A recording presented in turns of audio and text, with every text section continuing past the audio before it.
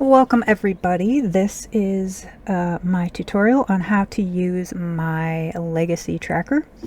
First thing you're going to do is in your downloads, you are going to, wherever your downloads go, you're going to click on this file after you download it. This is what it's going to be called, Not So Berry Legacy Tracker. And it's going to open up this file. And all you have to do is you need a free Google account, so make sure you're signed in because it is a Google Sheets format. So you're just going to click here or on the photo, access your tracker template here, and this window will pop up. You're going to make a copy, so definitely hit that button so it saves it to your personal account, because right now it's hosted in mine, so you want to make a copy for your own personal use. This will take a moment. It is a pretty hefty spreadsheet with all the information that we have included, and here it is. Depending on your monitor settings, you may need to adjust the zoom level. That's your personal preference. So here is the opening page, just all the credits to the little Simsy, the original challenge Illusory Thrall for the Gen up to 30 and so on. It gives you your key here, so it tells you where you will be filling in, what will be filled in automatically, and things like that. Down here is all your different pages that you have. So here are the basic rules listed. So this is the Not So Berry. So we have the mint generation right here. It has all the info, all the traits you're going to use, aspirations, the optional aspiration, which is part of the extended or the super extended, the career, and then we do have in white here are going to be the original Not So Berry challenge rules. So if you're only doing the original Not So Berry and you don't want to do the extended, you're going to just follow these white rules. So those are going to be the Little Simsy original. And if you go over here, you can see that everything is all organized by generation and color. But if you want to have those extended challenge rules, you're going to be following the colored ones as well. And so how you do this is these are drop downs. They're automatically filled in, and you just keep, so it's super easy to keep track of for you. So you're going to hit yes or no when you've completed, or if something doesn't apply, you can also hit that. And then to clear, just like any spreadsheet, you're going to just hit delete.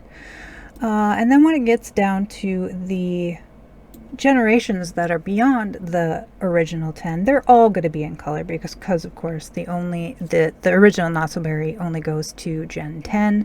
So any additional generations are going to be all colorized. And so that is the rules of the challenge. Right now we do have up to 50 gens. I actually have more that I do need to add. With Horse Ranch and the Crystal Creations came out, so there's a little more content that we need to add. Here's what our genealogy page looks like. So you're going to write the pink or the red is where you're going to type in your information. So I'm going to write Gen 1 and then whatever my heir's name is. So we'll just, I guess we won't type heir, we'll type Sue Money. It's going to be my original gen. Then we have options to set gender. Of course, everything is all loaded and should pre-fill for you, so it's nice and quick and easy to take care of. And then we have adopted natural born science baby, so however they came to be. And then we do have our occult options. We have the levels, or like the colors, the gen colors. So Gen 1 is going to be mint. And then I always randomize this, but you can do whatever you want to enter your infant trait. Same with the toddler trait. Those will auto-populate for you. Child trait. Now this one does list all the same as the adult traits, which not all are available for children, but I haven't found that to be an issue. Same with any teen traits. So as they age up, you will fill these in. I always randomize my kid ones, but then of course the challenge recommends the traits that you should have. And then I do have an option here with the Growing Together pack, the self-discovery traits, so you can choose those as you choose those for your sim. Then we have the option of if they have a child aspiration, you can fill that in as well. We have 2 of them. If you have more than that, I would recommend, if you want to keep track of that, you can add it. There's a whole section here for any miscellaneous notes that you don't, that there isn't an automatic place to put, but that you can fill in yourself if you really want to keep track of that. They will earn a bonus trait, and that would be showing up in the knowledge. So if you did do, let's say you did all of the child aspirations for this particular sim, those you could check off in the knowledge, and that would indicate, yep, they did all of them. Same with the teen, you can fill this in. If not, if your sim does one of those. If not, what I personally do is I will copy just a colored, or colorize it and just say, so that lets me know. That's how I personally fill it in for no, we didn't do one that time. Adult aspiration, again, we have 2. You can notate any of those, same as the child, in the notes if you want, or they will be represented by the additional trait that they earned from completing more than the 2. And then we have the career. So it has all the careers and then the branches listed as well. Again, if there's something like, say your sim does a let's see, do I have freelancer in here? I do have the freelancers auto-populated, but if you want to do like a register from home one, that's where I would just fill in a blank one, and then I could fill in my own, like stay at home mom, for example. And then you can include as many family members as you want. I personally track my heir and all of their children. So if Sue has any children, I would type in they're the 2nd generation. And then let's see here, where does that come into play? So you notice we do have these locked. You can unlock them if you want the whole thing to slide, but I like to see the names all the way. And the same with the top. I have the headings locked for you so you can easily see what each column is.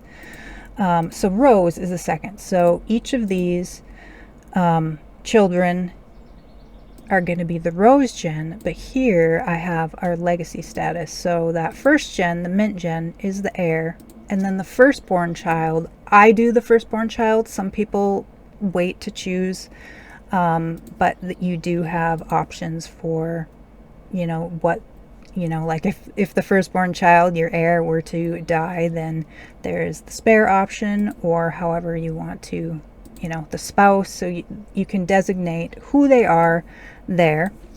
I skipped over, we have our mother and father, but I do want to show that these will auto-populate. So as you add sims in, you're going to be able to choose. So Sue Money, we don't, we just created her from as our first sim, but when Sue has babies, we can autofill that in, and that will just continue to add as you go. You can list their spouse here. Again, that's where if they're not part of your list, that's right here on this end, I would fill in a color. So let's say Sue's spouse is not in part of our generation, which makes sense because because Sue is the can't marry part of your own family. That's a whole different kind of thing. So then I just type in the color and I type in the name here like this. So that's how we do that. Knowledge page. Knowledge page is very extensive, and I will show you my updated version that I will be adding in the next version after the new EP comes out. But I have all our skills, so they're broke down by toddler skill, child skill, adult skill, and then your names again will auto-populate here. You don't have to fill any of that. I want this to be as easy as possible for you. Infant quirks, toddler quirks are here in the orange. Then we also have the infant milestones, toddler milestones, and then our general milestones listed. We have additional traits. So here's where if they complete any of those aspirations, you're going to be able to document that they completed that with the reflection of these milestones, these additional traits. We also have childhood phases listed, lifestyles, fears, and then all the likes and dislikes. So of course I will update this with any new pack. I always try and add it pretty promptly. I'll show you my page. So my knowledge, I have added this convenient collapsible, so you can just go to what you want. So if like you get Sue likes this radio station, then you can go right here, just click on that expand, and you can sit and you can like click on, yep, she does like the hip-hop. So this is my personal one that has a lot of information filled in. I'll show you that in a little bit, but so yeah, you saw there on mine, we do have numbers for the skills. These will all autofill in for you. And then the child skills, or I guess for example, the potty skill, it only goes up to a 3. So that is already reflected. Same with the toddler. The other skills only go up to 5. Hopefully, juice fizzing again is only 5. And then we have vampire lore. That should be a 15. So you would just select whatever level they're at the time of you documenting. I personally document this, the toddler and the child when they age up, and then the adult skills when they hit a level 10, or when I move them out of the house, so I can just kind of get a final tally of where they were at when I was last playing with them. So yes, and then you have the option of, for the lifestyles, fears, and likes and dislikes, we do have the option of check mark and an X. So for example, if they have the junk food fiend trait, I will click that, and so that tells me, yep, they have that. If they have it and they lost it, I will change it to an X, or you could just clear it, whatever your preference is. Same with the fears. I like to know if I've done the work to clear it, and so I would say, let's say they have a fear of death, but then I speak to an elder and I get over it, so then I would put an X on that, just so that I know that we did that. Again, you could just clear it entirely if that's your preference. Same with the activity or the likes and dislikes, and just in general. So I would use a check mark to reflect they like it, and if they dislike something, I personally would use the X. So that is designed, or how I designed it. You can use, you can use it how you want. And then let's go on to the pets. Pets works basically the same as the genealogy, but I wanted to have a separate place for you to keep track of that. Again, you're going to write which generation. So let's say we're getting a dog for our Gen 1. The owner's name is going to auto-populate from a list. The pet's name, Bowser. Let's go with Bowser. Bowser is a male dog. You can choose their status if you desire. Adoption status, were they born naturally? Did you adopt them? Species, and then it gives us a drop down. So I do have everything included for your, for you to select at this point. The breeds should auto-populate. So if you choose dog, it's going to show the dog breeds here and the dog traits. If you choose cat, it should show the cat traits. If you choose horse, it will show, or the breed and the traits. Horse, it will show the horse traits. And like, for example, their llama, for example, there's only the couple options, so we just, instead of a breed, we choose the color. Rodent, same thing. We're going to have the options for which kind of rodents you can have, and so on and so forth. But for this purpose, we're going to use a dog. He's going to be a Chow Chow. And then we have the options to pick whatever traits. And then this section right here is optional horse traits, so that they earn or that they are bred with. You know, like you can again check. We have the two options. And then these again will autofill when you get the different ones filled in. These should auto-populate, or you can, like I did before, you can just take that, copy and paste that colored one in, and then you can just type your own in.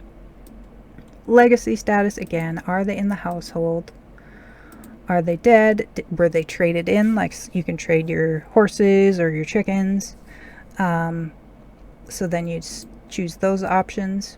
And then I also have the horse skills, dog skills, and the horse awards. So again, you would just check, did they learn this? Endurance, you know, what level are they at? And then the horse awards are just, did you earn bronze, gold, silver, and those are all color coded. And again, a section for your notes if you want to keep any additional notes that I haven't included an area for. If you do want to see something added to this spreadsheet, please reach out to me. I would like to know, you know, what all else you all would like to see.